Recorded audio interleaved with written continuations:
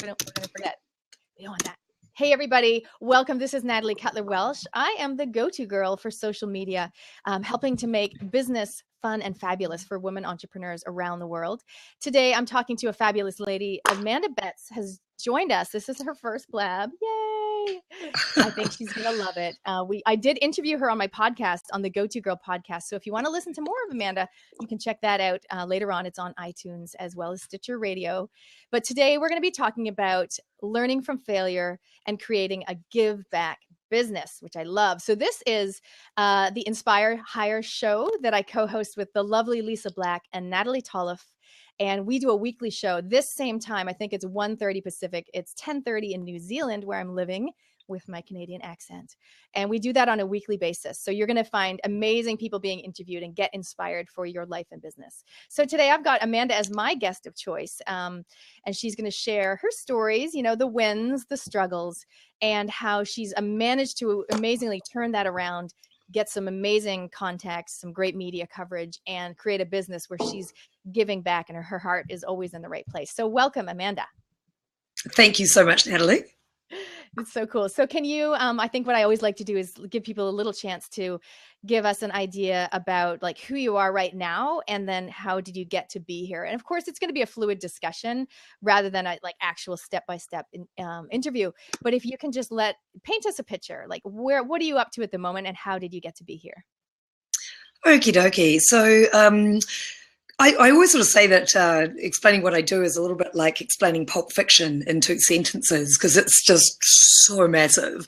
But long story short, I guess I'm here because I followed the call, actually. Like, you know, when you're hearing all these voices and these rings and all these signs and you're kind of ignoring them until you finally get to a point where you have no choice but to start to follow the call, which you can either do kicking or screaming, or you can do nice and gently. So I actually used to co-own Red 11 Models, which is now the most powerful agency in New Zealand.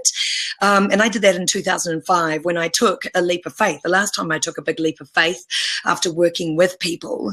And then I went, okay, I got to do this myself. You know, the ceiling is hurting my head and I've got to go and push and expand and grow. So I did that and it was amazing. You know, it's like a huge apprenticeship, and building people is really, you know, what I do. I built a top 10 new face in the world in under a year of modeling, which was pretty spectacular. She lost 46 kilos before she joined our books.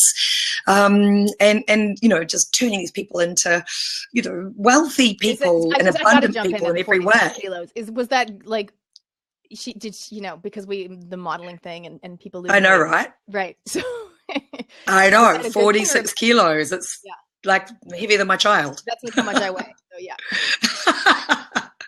Yeah, it's a lot.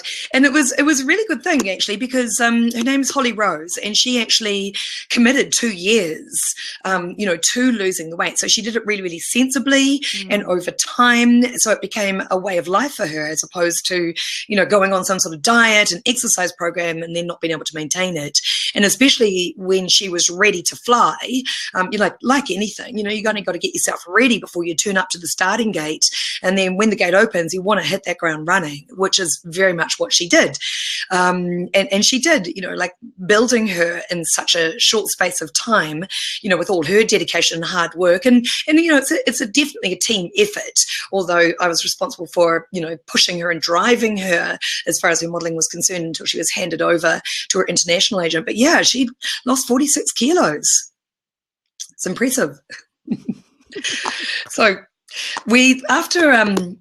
it was really, really interesting because, you know, so much kind of happened at Red 11, and like my values were compromised. You know, when things happen, it's a little bit like a divorce. Like people often ask me, what happened at Red 11? You know, like 1 minute I was there and the next minute I wasn't. And there was no sort of celebration for my 8.5 years with Red 11 or my, you know, 28.5 years in the fashion industry at the time. And as the head of the industry, I mean, if I touched you, you turned to gold. And it was an amazing thing to do. And I ended up leaving on the day that Nelson Mandela died. I just walked away from Red 11 and just went, enough. And, thought I just really have to go into wherever I need to go to. And I tell you what, it's hell. When you don't exactly have a plan, like all my career, I've taken leaps. Absolutely, I've taken leaps, but I've always made sure I've had something to go to, some sort of solid block that even if I'm gripping on, with my fingertips, it's still something and a very much a plan and a roadmap of exactly where I'm going to go. So when this whole kind of thing happened and I basically had to get out, I needed to get out really, really fast, because I think, one of the most important things in life is if with your values, you have to stick to them. You've got your core set of values, and I don't think we spend enough time actually thinking about those values. But it was, I say, right, you have got to go now. And I thought, okay, well, I'm going to do this, and this. I've done it before. I can do it again. How naive. It was really, I thought I'd planned for it as best as I could, considering the small amount of time that I had to make decisions. And I was also getting married. So I ended up leaving on the 6th of December, 2013. And then we got married in the 30th of December. So, 2.5 weeks later. And I thought I had it all sorted out. And it was funny because it's like, it was all so high, like in the build up, it was so sad and painful, leaving Red 11. I mean, it was my baby, it was very much, put a lot of effort and care into building the brand and the reputation of Red 11. And, for me personally, anyway, I can't speak for anyone else. And then to walk away and think that you've got this kind of plan, and then it just doesn't go according to plan. And I just went into this huge black abyss, actually. It was like a crazy, sorry, I'm just actually, where am I going? That's the thing with Blab, you get all these notifications coming out. I know. It's just like, oh, it's really distracting. I just want to comment on something that, because one of my co-hosts is Lisa Black. Her business is Heart Magic. And one of the things she talks about, great name, is the concept of shadow teachers, right? And so she will say that sometimes, you're living your life, doing your thing, and these people will come into your life, whether it be, like for me, a certain mother at school, or I've got another friend, same situation, different mother, but same thing. And everywhere you go, you see this person and you don't necessarily get on, or you don't agree with them, but there they are, or reminding you of stuff. And they're almost mirroring sometimes your fears or what you're afraid people will think of you. They're mirroring that back to you. So it's interesting because maybe, I don't know, your business partner possibly was like a shadow teacher for you. And sometimes, and this is very Oprah, because we went to Oprah just the other week. She was here in New Zealand, and she talks about how in life, if you don't listen to the whispers, right, then you'll get a tap on the shoulder. And if you don't listen to the shoulder tap, you'll get a slap in the face. And if you don't listen to that, you'll get like the Mack truck, right? So the idea is that maybe, I got the train. The train. Like, obviously, she was a business partner. You had this vision. You guys were really successful, but then things got to the point where like it wasn't healthy and you weren't being appreciated or whatever. But it's like maybe the universe or life, or she is your shadow teacher, and she's basically saying this path is not meant for you, or your time on this path is done. And you got to the point, which is so interesting, where you were like, I'm out of here, right? So a lot of us have been in that position, whether you're ejected or you're rejected, or you fricking just walk away because you are so done, like whatever it is, you're done with that path for whatever reason. And sometimes we need those shadow teachers, no matter how painful and annoying they are, to show us that it's time to move on, or just to do a slight, 90-degree turn and then go forward from there. So interesting. Anyway, carry on. It is. No, I totally agree. Like I look at every single aspect of my life.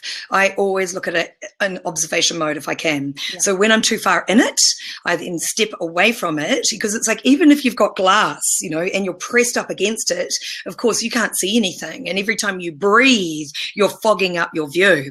So one of the most important things is like that helicopter view, stepping back and having a look at it. And the other thing too is it's this. Hey, you did this, or you have said that, or you haven't done this, or you haven't said that. Whereas in actual fact, if you just sit there and go, okay, hold on, what is mine? Okay, what actually belongs to me and what do I need to change? Because I can't change anybody else. I can't change their perspective. I can't change, what they think about me. I mean, I love this saying. I think it's by Jim Rohn. And he says, your reputation doesn't belong to you. It belongs in the minds of others. And if someone has a perception about you, there is kind of nothing that you can actually do about changing that, because in actual fact, it's got to go on in their mind, right? So the best thing that you can actually do is step back and go into observation mode and go, hey, this is really interesting. There's some triggers that are being awakened again. And there's also, which default is this? I think, definitely shadow teaching reflective. I feel like I'm a great big mirror for people, and people go, you're really hard. And it's like, look, you want the job of modeling, you kind of got to be slim for the job of modeling. And that's got nothing to do with me. It's not the law according to Amanda Betts.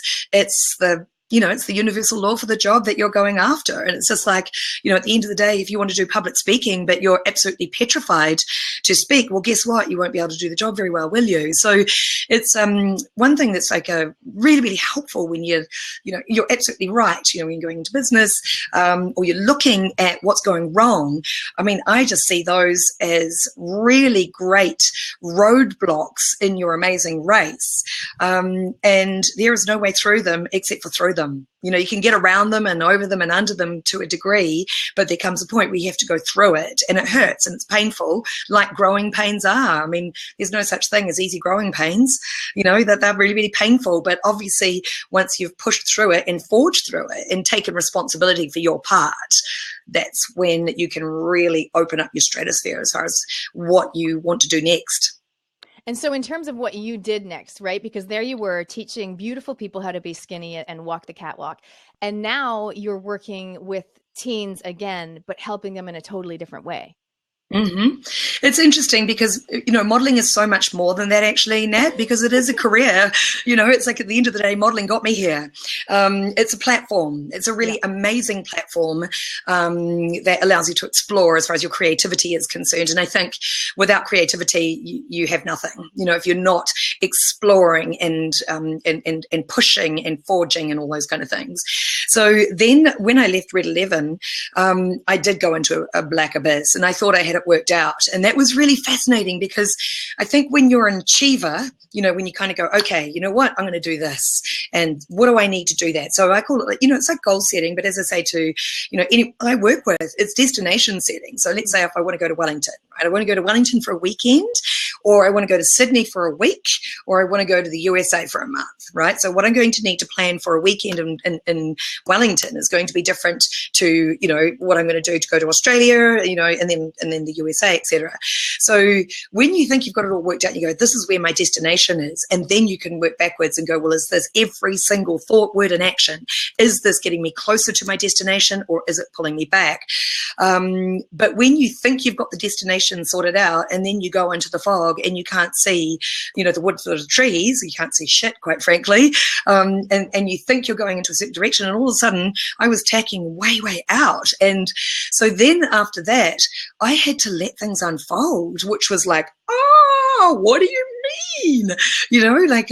I'm not like overly controlling. It's been argued that I am, but in actual fact, I go with the flow. Oh, is that what's happening? Okay, great. Oh, do you want to take control? Awesome, take control. I think when you surrender and relinquish control, amazing things can actually happen to you, because just like anything, you can't do anything if you're holding on so tight, right? You got to actually let it go and let other people do their part and contribute to it. So it's sort of, like any great cause, it sort of happened by sort of accidentally on purpose. And I do say on purpose because it's when I started discovering what was it all for. So I had this crazy past, which was really, really crazy. More stories than that are coming out. And then I had this incredible big body of work, in the fashion industry, which was super, super exciting. And then after that, it's like, right, how do I make that and that make sense? Do you know what I mean? Like, it's like, how do I do that? And how do I do that? And how do I interlink them to make a business out of it? Like, it's one thing to have an idea idea and be creative and all those kind of things, but actually turning it into something that can sustain you and sustain your family and sustain, you know, I mean, I used to want a Land Rover, now I want a people mover. And it's when I was actually at the L'Oreal Face Your Future with, you know, Ron Mark, and who's amazing and such a great supporter, and Tanya Abbott, who, oh, I love you, Tanya. She's amazing. And I, there are 50 kids with from young people from Fostering Kids New Zealand, and they all piled in the door, and they didn't want to be there. You know, there was various kids from all up and down the country, and L'Oreal put this amazing program so on the D-Lo with them. And there was also Peter T there in K1, and we, the three of us, were sharing our stories, and the stories are so diverse. And it, you know, you crack these kids, because these kids are just like, I'm not talking to you. I'm not interested. Who the heck are you? White girl, who do you think you are? And then I told my story. And it's the same story that I tell everybody. I'm completely free, because the more I tell the story, the more people come forward and go, oh my gosh, that part happened to me, that part happened to me. And I started sort of thinking, wow, this story sharing thing is really, really good. So how do I make money out of, you know, sharing stories? How do I do that while maintaining my values? And I was down at the lunch break, and all the kids were hovering around me like bees around a honey pot. And because I'm straight up with them, I'm real and I'm honest, and I say it as it is, and there's no crap. And it's just like, yeah, you want the truth? Okay, do you want candy coated, or do you want the real deal? And of course, I'm real deal. They all ask for the real deal, and I treat them eye to eye. So I always go, look, I'm not any better than you. I'm older than you, but it's like, otherwise we're eye to eye, shoulder to shoulder, toe to toe. We're even. Your respect bank account is up here, and until you take away from it, you're sweet. And as soon as you've got that, and they realize that I just say, hey, I'm going to learn language from you, and you can learn language from me. So it's like you're student, teacher, and everything. And these kids would just completely open up and just tell me stuff. And at lunchtime I was downstairs, and because I have this whole philosophy that you never know who the decision maker is, you never know who can help you and who you can help, right? So I was downstairs, and this woman was sort of wandering around with her tray, and I said, hey, come and join us. And she came and joined us and said, hey, what's your name? And she said, Sharon. And I said, well, I'm Amanda. And she goes, I know. And I just said, oh, I hope you don't mind, but we're just kind of catching up with kids. So we were like yakking away, and then finally all the, you know, the young people had to go back upstairs to, you know, do more parts of the program, their amazing program. And we started talking, and I said, so what brings you here to L'Oreal, right? As opposed to what do you do? Crazy question. It drives me nuts, that question. There's so much more to find out about people than just what they do, because immediately it's like, well, can you help me or not? And I'm just going to decide by what your answer is. Whereas if you say what brings you here, that opens up conversation, opens up dialogue, which I really love. And she said, oh, I'm really interested in young people, and I think you could really help with our young people. And I said, oh, great. So how are you involved with young people? And she said, I am the Auckland Regional Director of Child, Youth and Family. And I was like, yes, I think we should have a conversation. And I went into Child, Youth and Family shortly after that, and walked out basically with, they just say, yeah, you know what, we can see what you can do with these kids. We can see the potential that you want to build in them, because that was the whole thing, I guess. Now it was, I really wanted to give access to anybody, not just if you were tall, skinny, and pretty enough for me to spot you or scout you and say, hey, you know what, you should be on TV. And for all of these amazing, young, creative, talented people out there that don't even know what their skill set is, because they can only learn what they're taught. And that was kind of the whole sort of trigger, you know, the whole sort of thing sort of opened up from there. I love that. And I love the fact that she was there with her tray, and you're like, hey, come join us. And because I think a lot of people make the mistake, especially if they are one of the people kind of in the limelight at an event, of assuming that, you know, their other people want their help, you know, because that's what I always say. You know, I'm big on networking. I run these events, but I always say, like, you never know who's going to open the door for you or who you can open a door for. So never assume that, like, I only talk to women because I work with women. It's like anyone in the grocery store, you know, in the, you know, someone that you meet at a barbecue. I mean, you never know. Right. And I think if you go in, I love that. I took a note in the comments, you know, ask what brings you here rather than, you know, what do you do? Which is such a, it's such a status type question. It's so funny. Oh, it is, and it's so interesting because I mean, I love your events, Nat. I think they're absolutely fantastic because you really, you do follow through on your values of, helping women grow in business, and I see that at your event. So it's quite interesting. I was talking to a woman at the last event. And she said, yeah, I was coached as to say, I wonder how you can help me, and I just was like, actually, it's even better. Why don't you say, how may I serve? I wonder how I can help you. I mean, again, we all know we rise by lifting others. It really does happen. And there's had to be a lot of trust and faith in my business because one thing I'm really, really, really good at doing is helping others rise, is helping peel back their layers for them to find themselves. So it's almost like my whole thing is like, here you are here. This is your external self, and that's what you see above. But of course, like the iceberg thing, the iceberg thing is a lot more that goes on beneath. And if you just look at me, for example, you're going to make a judgment. Okay, of course we are. As I always say, people say, oh no, I try not to be judgmental. Damn straight. If I rocked up to this with sequin hot pants, and a boob tube on at 47 years old, I mean, firstly, you're going to be sick. But secondly, you are going to make a judgment, right? So it's like, actually, when you talk about judgment, it's up to us to tell the story that we want to tell, right? So that's in our communication, our body language, how we wear our hair, our makeup, our clothing, everything that we do is actually communication.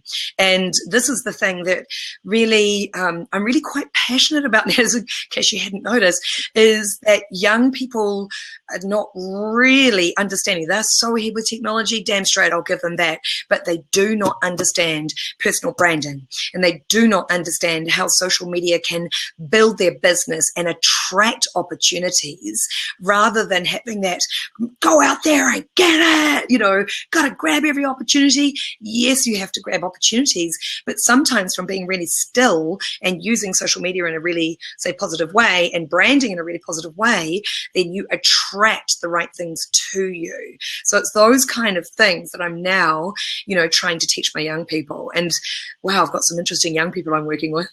So you're running these workshops now, which it's not so much gearing them towards modeling, but it is drawing from your experience and helping them with, is confidence? Is that one of the key words of what it's all about? Well, I'll tell you what, it's actually evolved quite a lot. I mean, you've been busy and I've been busy, we're both trying to save the world and make, juggle families and everything else. We haven't had a good chance to sit down and have a really good coffee over this because I'm just about to really launch into the next level of things. But my focus this year, for example, is, it started off with child, youth and family, and I'll be eternally grateful to them because they've given me the freedom to kind of explore, because there are lots and lots of challenges, Nat, when you're dealing with people, young people in care. So I've started working with care and protection kids. I've also started working with youth justice, the Waitakere youth justice in particularly. I've been putting a lot of focus into, and I'm turning up in court. So I'm getting these young people ready for court, and I'm also preparing them for parole. I've been working in residence. It's called Korowai Manaki. So young people who have committed crimes, I'm starting to work with some of them as well, because the thing is, you can only learn what you're taught, right? You can only learn what you're taught. So say, for example, if you don't have access to books, well, how are you going to learn? If you're locked up, you don't get YouTube, you don't get to see TED Talks. I mean, I'm starting to work in women's prisons as well. So I started working in Wiri, and that's basically I'm under contract with them. We're doing a fashion show in the prison with the prisoners for the public early next year, like in sort of late February, early March. And I'm super, super excited about that. And I'm also going to be starting to publish some of these letters from the inside so that people can actually see some of what has been happening to some of these people as to why they get there. We don't have a perfectly great upbringing and then we just all of a sudden find ourselves in prison, like, to be honest, Nat, those 2 crazy years, I mean, I left school and home when I was 15 years old with 2 years high school education under my belt. I didn't sit one day of 5th form. And obviously I'd suffered sexual abuse, 7 years, 8 men, blah, blah, blah, blah, blah, blah, lots and lots of stories. And, you know, I went into the world for 2 years and it was absolutely crazy, you know, some of the things that I did to survive.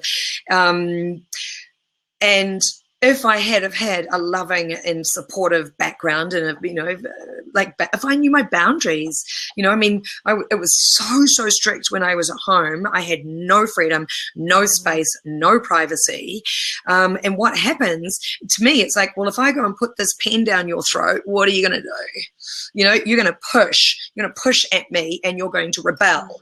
You know, it's like all this. And that's what happens to these guys, you know. And so at the moment, I'm really kind of focusing. I'm working with them very much on a one-on-one because it's not a one-size-fits-all. You know, some of these young people, you know, they're lucky if they've had, you know, they've had 1 year or of a high school education and they're 15, you know, because of their situations and stuff like that. So I'm working with some real tough ones, but I'm also working with a lot of affluent young people as well. I think, and that's the key. Like, you know, one of the things I want to talk about today is the concept of giving back. And for me, like, that's been a huge part of my life, and probably because I did have the, you know, the good life, the lucky life, right? With the supportive family and all that stuff. And so I've always felt like I see that is not the case for everyone around me.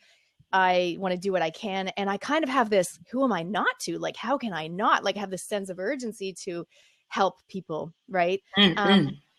And do that in different ways. So I think one of the beautiful things you're doing is you're helping people who can afford your help and they're paying you for it. And then, but you're not leaving it at that. You're also helping people who there's no way they could ever afford your help if they had to pay for it. But you're helping both of those people because everybody needs it. You know, those teens in that situation, everyone can grow from it. And I think that's amazing.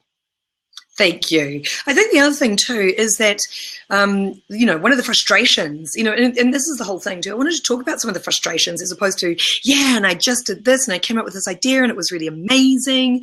One of the really, really big frustrations is that we have a tendency as a society to kind of go, well, they're not my kids. I don't have kids, or my kids aren't teenagers yet, so I'll make sure I do something so that they're going to be sweet later on. And it's like, actually, no.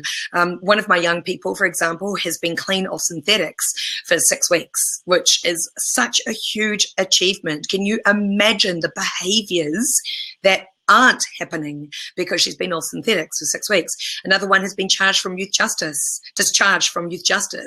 because I've arranged a scholarship for her, a $7,500 scholarship for her. And now she's found her track and she's like, oh my goodness, she would never have had access to that otherwise.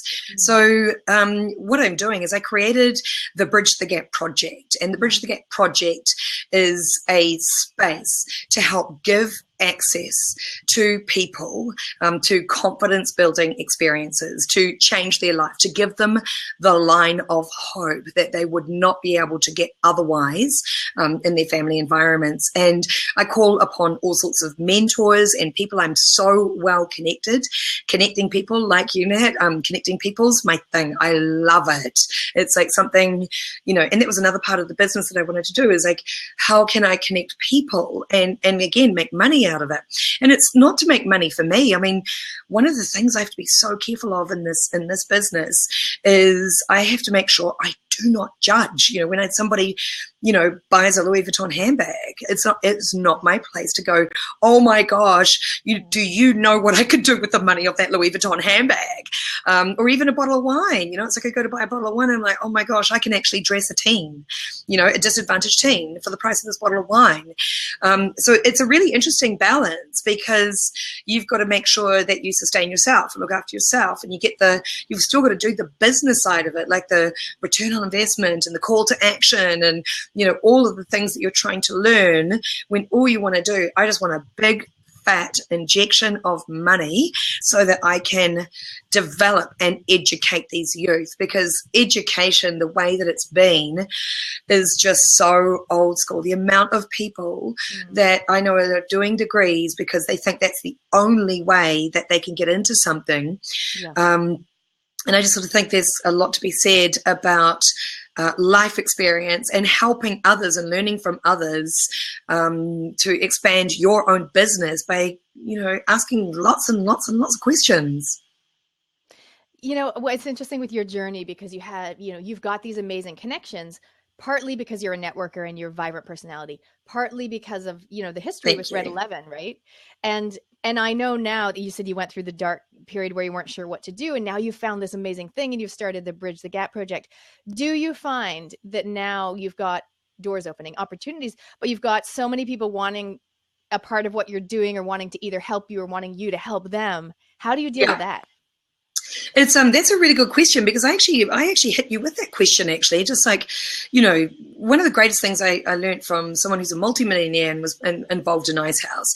And he said to me, Amanda, if you want to succeed in business, if you want to know if you want to do this, what you got to do is you got to have at least 100 conversations. And I just actually went, actually, you're so right, because you never know. And you alluded to it earlier on as well. You never know which conversation is going to be the game changer. And the fact of the matter is, it's not just one conversation that's a game changer. It's several of them. So, for example, I was at my friend Arlene's birthday, and we were celebrating her, and I was just talking from my heart to her brother, Brian, and I was just like, oh my gosh, and this is what I'm doing. And I had this young person, and, they had a gun to somebody's head, and like all this kind of stuff. And I was so passionate about what I was doing. And then he just said, you need to meet my friends in Rotary. And I'm like, Rotary, isn't that like for old people? And old people, I don't consider, 50s, 60s or 70s old. It's like we start to get there in our 80s, I reckon. And he's like, no, they're really, really big into helping people. It's like, well, I know that. It's a good trusted brand. But where do you sort of see Rotary? You sort of see it around, and it's kind of like the bucket shaking and the sausage turning and the cupcake selling. And I went, well, I don't want to do that. I'll raise funds, but not like that, So it's like, I'd rather do a fashion show, or something really, really cool. So anyway, they introduced me to two members of Rotary. And the next thing I find myself down at West Haven Rotary, and I'm going, okay, you know what? Damn it, I'm going to join. They can handle my big energy.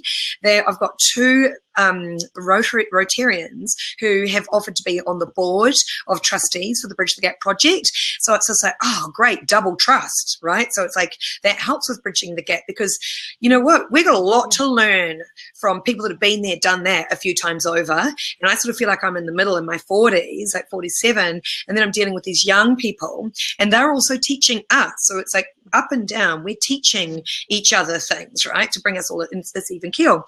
So then there's a guy called Phil Ashton, who's been like a real sort of like one of the vertebrae in the spine in my confidence, actually. And it was really interesting with confidence, because it plummeted, Nat. It went right down. I'm just like, I'm pipe dreaming. I'm deluding everyone. This dream's a joke, but the vision, I couldn't let it go. And it was really, really, really, really challenging.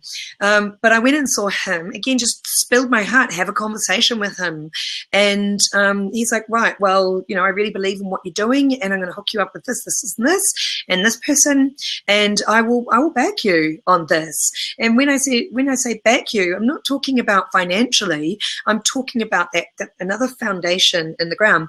And then that led to the women's prisons. And it's like, oh, we're going to meet this woman, Georgina, from women's prisons. And just a week before, I went, okay, I will learn Te Reo. I will learn Māori, because it's been sort of keeps on playing and playing and playing.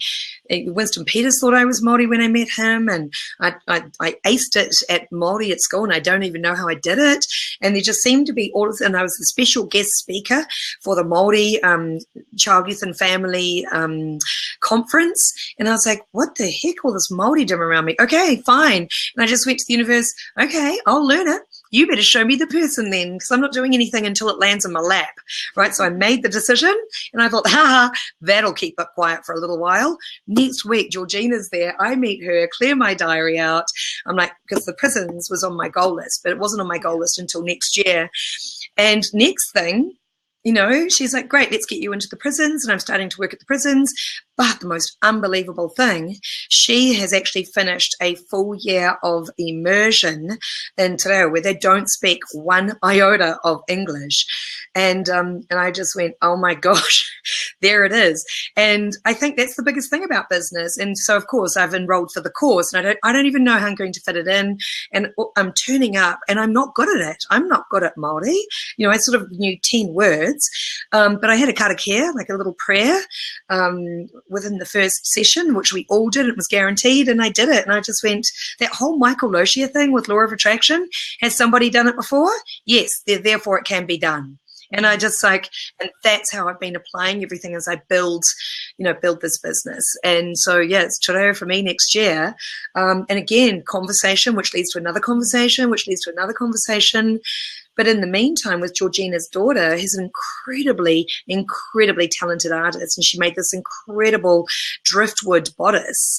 And then I got that on a girl who had spinal atrophy, so she could only stand for 2 minutes. So the Make-A-Wish Foundation approached me and said, do you want to do this? And I art directed the whole thing, and I put her daughter's bodice on it, and her name's Noelle, and she stood for like 6 minutes with her dad's arms behind her. The shots are amazing. They're coming out soon. And so what happened is, from that one conversation, it's like all these dominoes went from everywhere. And that's the thing. When you start to see everybody as a potential domino piece, as well as yourself as a part of their journey as well. This is not just a one-way street where you can help me. It's a two-way street where I'll help you, and you can help me with that whole philosophy of we rise by lifting others. Oh, I love the domino theory. That's so cool. Can you just say the website? Because I know that people are going to want to go, people that are live here with us today and people that watch the replay, because part of what you do, obviously, is the photo side of it. I've got poor internet signal. Hold on. Oh, it should be fine. I can see you fine. Can you give us the website so people can go and look at some of those before and after photos, and possibly the driftwood bodice? Yeah, it's they can definitely go onto my Facebook, and also it's not on amandabetts.com at the moment, because my focus has been youth justice and prison work. It's been tying me up quite a bit. Well, the thing is too, Nat, truthfully, there's quite a lot happening in the pipeline for January, February, which I won't say too much yet, but the picture's going to be out in full flight. So at the moment, I think I'm just going to keep on the focus. So it's coming soon. But definitely the Amanda Betts Facebook page has just got so much information on there. I really use that as a medium to start, to tell my stories, but also tell stories, from other people as well. Oh, that's awesome. Okay. And people can check out the photos there. So I just wanted to really acknowledge the people that are live here today, that are like commenting in the chat box. It's so cool here. I know. What we're going to do in about 5 minutes is I'll open it up. We'll see if anyone wants to come and join us live, and either, ask Amanda or I a question, or just join and share your thoughts around learning from failure, giving back in business, or even listening, that concept of listening to the whispers in your life. Yeah, so important. With you learning how to speak Māori, it's like, it was kind of whispering at you, and then it's like, hey, you know what? And you're like, okay, if you show me the person, then I'll do that kind of thing. Right. Well, it's about that manifestation thing as well. But the other thing too is, when I left Red 11, I got hit by a train. It was worse than a Mack truck, because I did the Mack truck when I left 62, because, Red 11 was only 8 years of the 30-year journey in the fashion industry and so forth as well. But it's like, you know what? I learned my bloody lesson. It's like, when you hear the calls, answer it right then. And it's great, because now what I'm doing, like these sessions in the prison are amazing, because I'm teaching them life skills. I'm teaching them how to listen to the call, how to find their purpose. They have no idea, like what talents they have. They don't even know what a TED Talk is. I'd like to make TED Talk compulsory in the prison. Imagine that. It's like you can either sit in your cell, and I went on a tour. What's that? You can start the teens TED Talks. Yeah, Teens TED Talk. Well, I'm actually getting onto that, actually. I'm doing what's called Teen Talk, and we are going to start doing that. So that's another exciting. There's so many exciting things happening, but I'll keep you posted, as you know. When you're at a point of your business, and a lot of people listening will either not be at that point, or you might be, where things are finally starting to happen, like the momentum, all that hard work, all the confusion of like, what am I doing? What am I trying to achieve? Okay, first of all, everybody goes through that. So just so you know, you're not alone. But But when it does start all coming together for you, and I feel like I'm in the same place, right? Go-To Girl, my business, 3.5 years down the road, one of our goals was for me to make enough money, like to have enough success and clarity in my business, make enough money so that my husband could resign from his job that was slowly killing him. And therefore spend more time with the kids, because I spend tons of time with the kids. And so that I could do the work I'm here to do, while also when I'm with the kids, actually being present instead of trying to sneak off and do more work, right? So that was our goal, to do that before our little guy started school. Well, last week, like literally 4 days ago, my husband had his last day of work because he resigned. He gave them a couple weeks notice, as you do.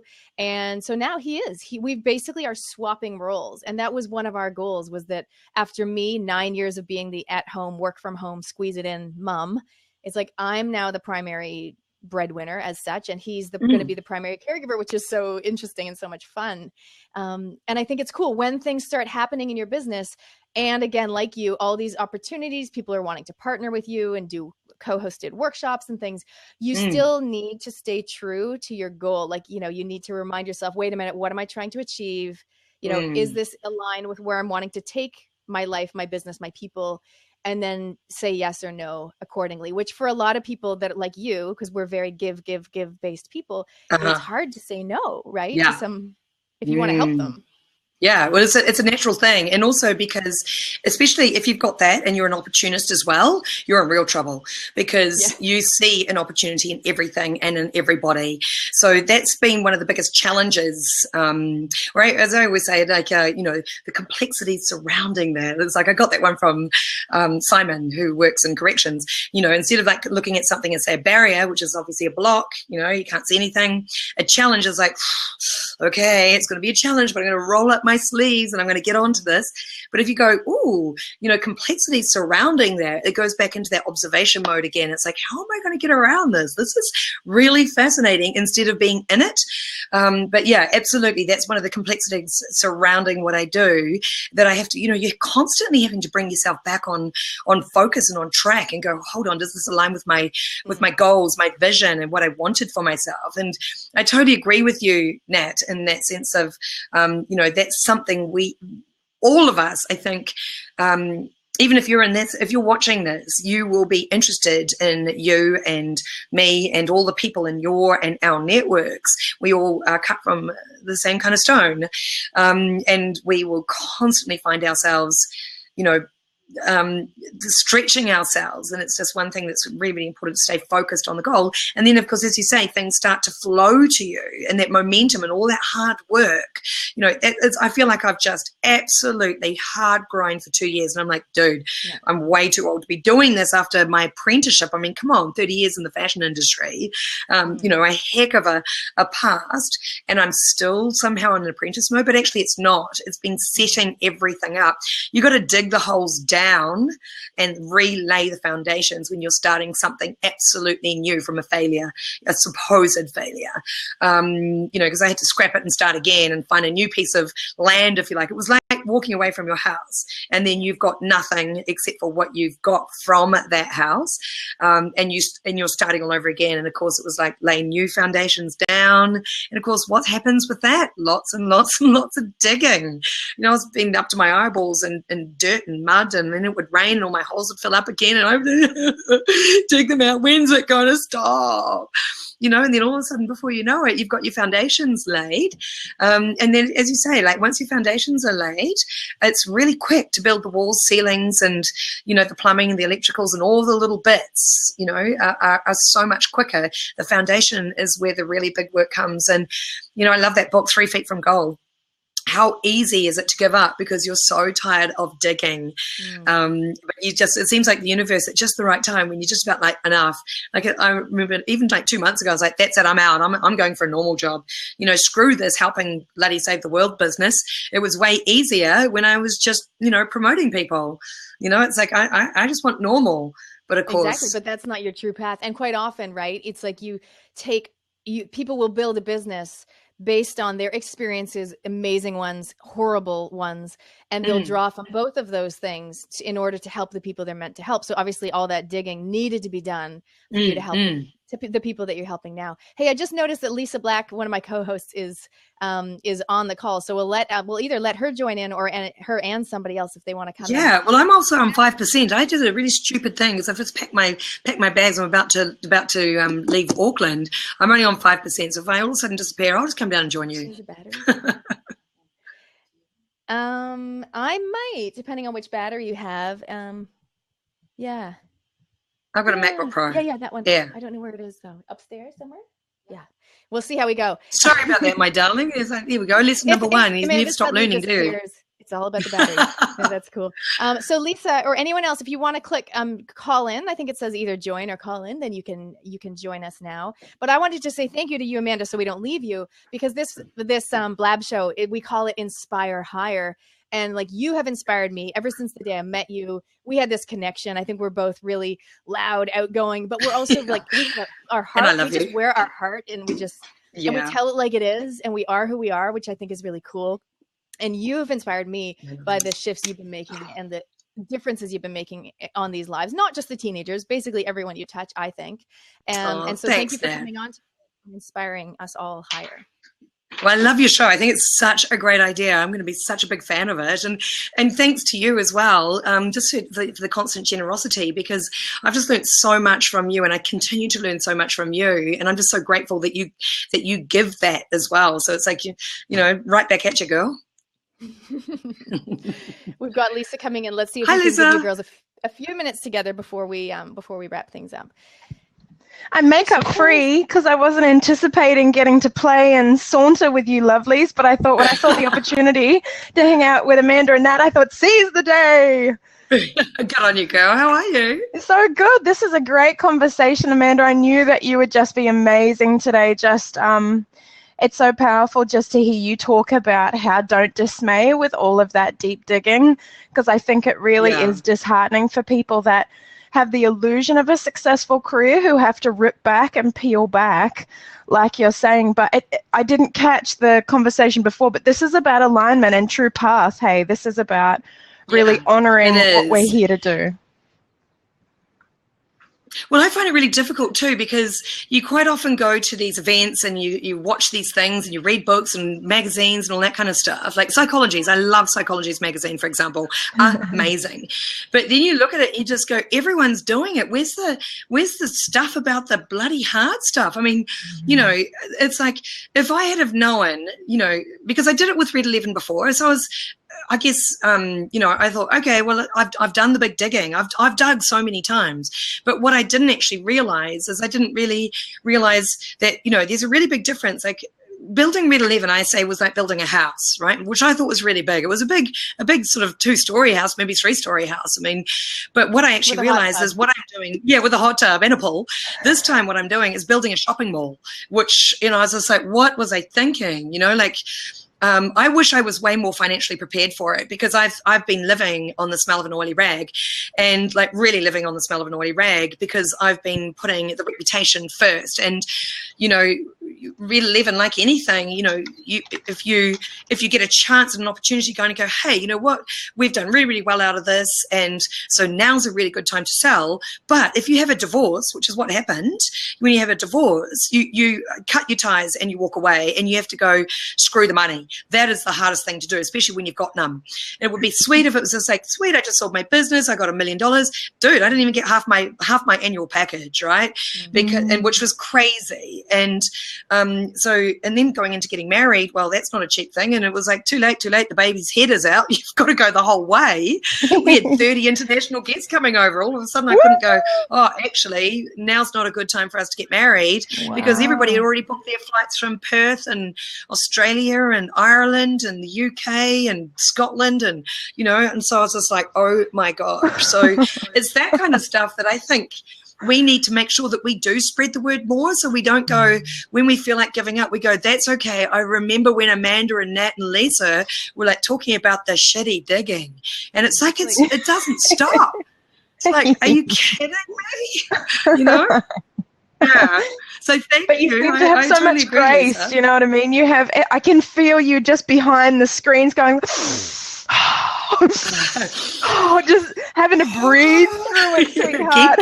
Because It's kind of like the deconstruction. Hey, it's the falling down and the falling apart, and a lot of people don't have the soul stamina to allow that deconstruction process to unravel. But look, the power in your placement right now and the authenticity of your message, it's drawing in such a huge crowd. So I think for people that are listening to this, that are really scary, that doing that deep digging and really going back to reset the foundations, I think it's really lovely for them to hear you and feel the power in your words, because, you know, like you were saying, I love psychology as well, but I just think there's so much to heart, there's so much to emotion.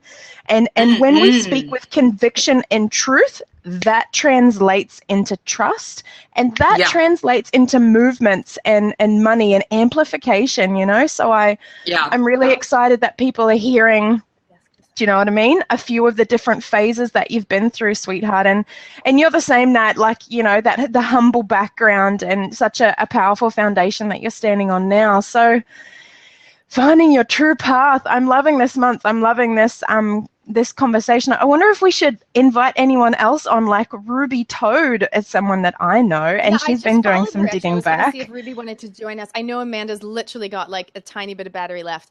I'm so sorry, Nat.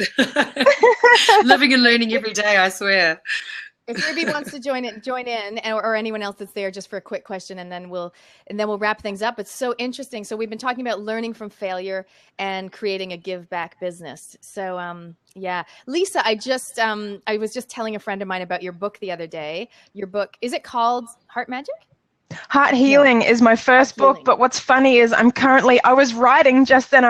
It's like in the backdrop. I just was sourcing all of my quotes. I found this, so my new book is called Heart Purpose, and I just cried when I found this quote, and it said, "No mud, no lotus."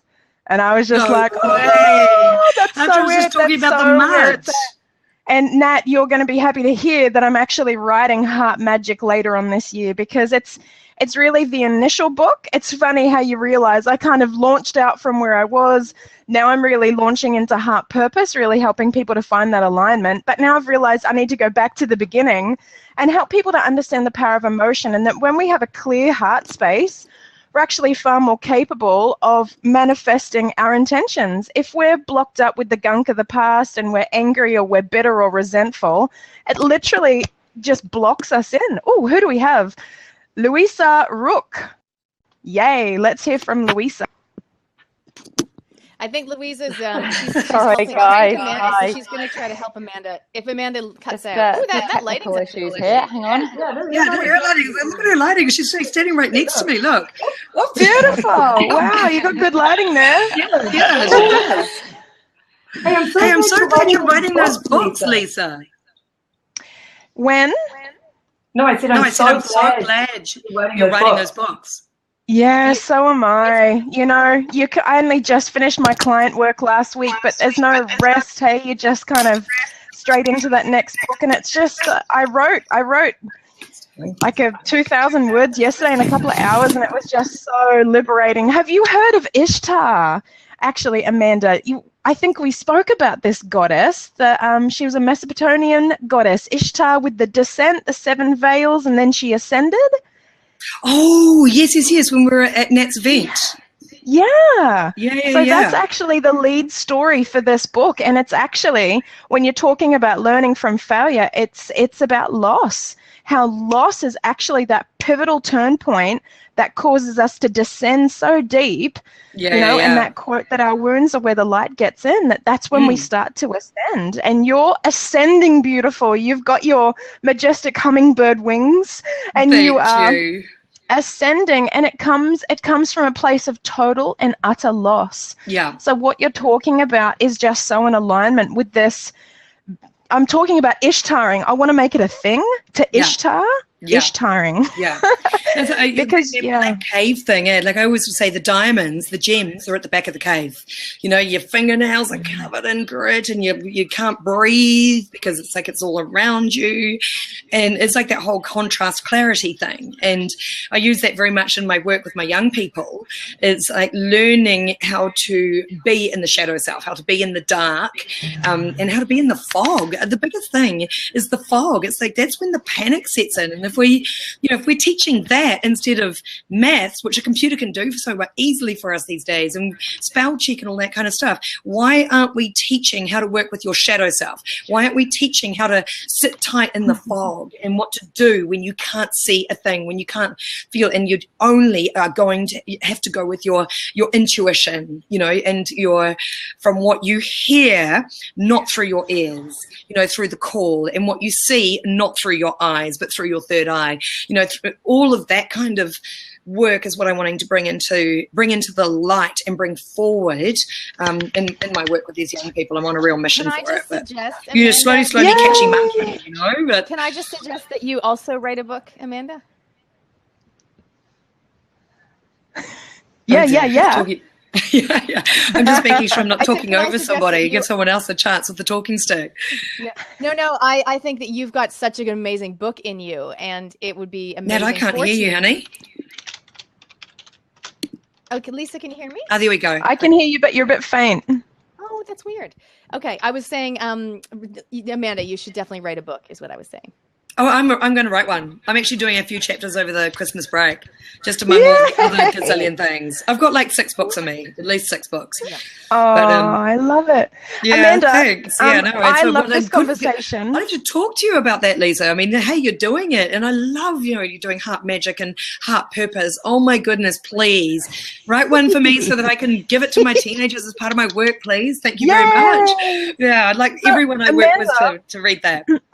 I'd love to hear, because chapter 11 is around light and finding our light from the shadows. Would you be happy to share one of your aspects that was in the shadows and how you brought that into the light? Because we're, all the talk about shadows and light. Like, for example, I'm such an attention stealer. I love the limelight, and I love being a bit of a showstopper. And you are beautiful. It's easy. Yeah, I know, but I used to really criticize myself for that. I'm like, why does it have to always be about you? Can't you shut up? And then I really realized that I was trying to push down something that was naturally wanting to come forward. So owning and claiming myself as a speaker and someone that's happy to take leadership. Yeah, it's now it has placement now. What is one part that you was in the shadows for you, rejected, ignored, dishonored, and how did you bring that into the light? Beautiful. Now, I'll tell you what, it's actually a story, and I would love to share that with you. It's a good one. It was actually because... Put it in her next book. Yeah, well, that's what I'm thinking too, because I don't want to tell too much of it. But let's put it this way. I found the light in the darkest place I have ever been in my life, and it was the last time my mother lay her hands on me. I'm 5'8", like I'm a big presence, and you can imagine, like, I was never allowed to use my voice. I was told to shut up. You're worthless, you're a whore, you're a bitch, you're a cow, you name it, you're valueless, you're nothing, all of those kind of things. And of course I believed it, as you do when you get fed it, because you can only learn what you're taught. So if you're told to look for something, you will find it.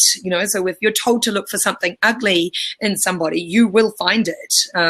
But if you're told to look for the beauty in somebody, you will find it. And the discipline is teaching yourself how to do that yourself, and how to self-soothe yourself, how to, your self-talk. And I totally agree with you, Lisa. Like, you're such a beautiful character. Like, when I spent that time with you, I personally really enjoyed you just, going for gold, because it's your journey. You're meant to. It's and if you keep fighting it, like what I did with this. So I wasn't allowed to speak. I wasn't allowed to defend myself. My mum would just like go on at me for like 2 to 3 hours, as long as it took her. She used to, beat me with the jug cord, and I had no space or privacy. So I wasn't allowed to close my door, which was ironic, because of course all the men were coming in and doing what they wanted when mum wasn't there. And so there was just no respect. And it's like the story I will share, and by the time you do your book, I'll definitely love to give you the story. But it was the last time my mother ever lay her hands on me, which is about the freedom of choice wing. Here it is there. Okay, so the freedom of choice wing. There it is there. So Freedom of Choice by Devo was the song that I was singing over and over in my head. And there's this verse, and it says, Oh my gosh, do you know it's just slipped my mind all of a sudden because I'm just thinking about the whole It so story. happens when you're live. Yes, I know. In Fire Hire. I know, right? So it goes, a victim of collision in the open sea. Nobody ever said that life is free. Sank, swam, go down with the ship. Use your freedom of choice. And the freedom of choice, and I just sang it over and over. And I clocked out. I was in the darkest place I've ever been. And I also know it's a default because the default that I go to, one of the defaults is devastation. You know, if I go into a devastated place, if something devastates me, I go into that place. And that's actually what happened at Red 11. I was devastated, right? Because I couldn't believe, you know, like after my mum, what she did with me, I couldn't believe that a human could treat another human like that. And I couldn't believe that a woman could treat another female like that. But what I really couldn't believe is my mother could treat her daughter the way that she did. And as I said, the story's a fascinating one. But and you know, the trigger point, like what happened in that darkest place. And I rose after that, and I said three of the most powerful words I've ever said, and I said them quietly, and there was no swearing. And it wasn't just about what you said, it was the way that I said it. And it's so interesting because as my light went on, I looked in my mother's eyes, and when I finished those three words, her light went out, and she lost me that day at 15 years old, and she never ever got me back. And the interesting thing is that when this whole stuff happened at Red 11, you know, because let's not lie, they've got the, you know, everyone has their view of what happened, but for me, in my experience, is it was the same place that I didn't deserve that. I didn't deserve what happened. It's like I didn't create it. I didn't, you know, I didn't do anything. I didn't, you know, do you know what I mean? For what happened to have happened. And so what I then had to do was go, oh, here we go again. It's like about the rebirth thing. You think you've been rebirthed once or twice in a lifetime? No.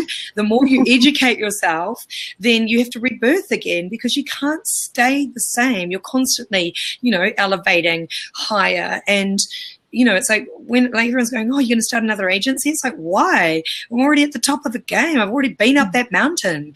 Why would you do that? And then, but what happened is through that darkness of coming out of Red 11 and going into that black abyss, and my goodness, I'm talking about every day I woke up not disappointed I was alive. And I'm the most optimistic person that I know. So to be in that kind of space, but not be depressed because I could still get up, I could function, I could eat, I was still exercising and smiling, but I just wanted to die. I just didn't want to be here anymore. But it was through that super darkness, I feel like it was the turning of, and then coming back home. So now I've actually coming back home to myself, and really it only took me 45 years. It's pretty quick in the scheme of things. Ta-da, I'm coming home. So now, like you, Nat, I feel like not in a rush to get everything out, but man, I've got a big job to do and I've got limited time to do it. And you know, it needs as much support as it possibly can get. It needs as many Facebook likes on my Amanda Betts page until I take it to that next level, and Instagram and, you know, tweeting and all that kind of stuff as much as possible, because it's like anything, even God needed to eat. I love that saying. Even God needed to eat. He was still a physical man. You know, and while you're being in a physical body, you still need to eat. You still need love. You still need, you know, support and kindness and generosity and water and air and grounding and exercise and dreaming and creativity and each other. We need each other. And I think also when you're so on your path like you are, and I think Lisa and I, we feel like finally, right after our own journeys, we're on the path. We're still going to dig, like no doubt about it. There'll be ups and downs. It never stops. Yeah. It's a given. But it's like now when you align yourself with other people or collaborate, you know, I love the concept of co-opetition. When you collaborate people, you can exponentially have that impact rather than trying to toil away and do it on your own. So I love that you've got opportunities coming your way. Like Lisa and I have, you know, opportunities coming our way. So it's so exciting to see what's going to happen for everybody. Not just us three, but everybody in 2016. Very exciting. Thank you, Amanda, for coming on the show. I'm going to wrap it up. Thank you so much for having me. And I think it's so important to encourage those people that are here live and the people watching the replay, have a little think about your own journey and what have the shadow teachers or, you know, what has the digging taught you? And, you know, has it actually helped you? Even though you thought it was a horrible, bad thing, has it in fact shown you the path that you should be on, or at least turned you slightly so that you're more aligned with where you're trying to go. Yeah. And I think we've had some amazing lessons today. Thank you, Amanda. Thank you, Lisa, for popping in and joining us. Thank you for having me. thank And can I you. just show this last card that I drew today, which is so in line with today? Oh my gosh. It's the Dragonfly card of emergence. I And love that's that card. Do exactly you what know- we're talking about. Yeah, it's such a powerful image, and I can just feel that all of that digging really does take us into a powerful place of emergence. And the more that we rise up into that, the more we call everyone into that. So I feel like that's Yeah. what 2016 is going to be, an amplification of everyone calling each other up. Come on. Step Yeah, up. let's go. Who are you? Yeah. Interesting. I had a really major turning point at Kendall's about dragonflies. And sorry, Nat, to just quickly do this one, but the signs are really important. I haven't even touched on that. Like the signs are so important. Like we are getting signs and messages all the time, and we often ignore them, or we don't. They're not working out how we think it should be. The dragonfly is one of the most powerful signs.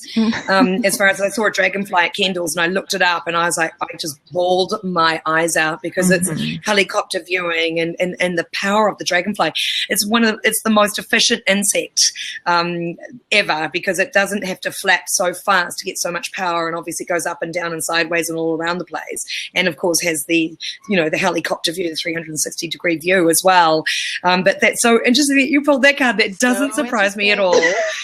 Lisa, I'll tell you, didn't we say this? It's like, As we do, just as a final little so I wrap need up, to do it. as a little wrap up, I'm going to do a little shout out for Lisa. So as people get the gist of what she's about, if you haven't watched the replay from last week, definitely watch it. But if you feel like you don't know who your shadow teachers are, or your mother did, when you were younger and you haven't worked through it, or you haven't forgiven, or any of that stuff, Aunt Lisa's awesome at that. So I know she's got a heart circle, I think she calls it. I don't know when your next one is starting, but if people listening to the live or the replay feel like they want help with that kind of stuff, Lisa is awesome.